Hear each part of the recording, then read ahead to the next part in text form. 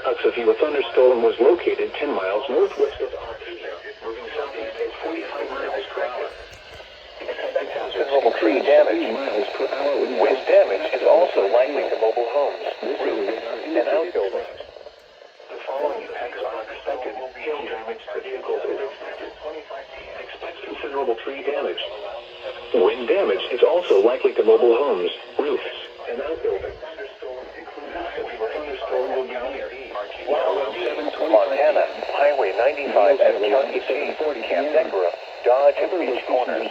by this severe thunderstorm include Highway 95 and County D, Ormond Beach, Montana, Highway 95 and County G, Camp Decorah, Dodge and Beach Corners. People attending Ashley City Arts in Arcadia should seek shelter immediately.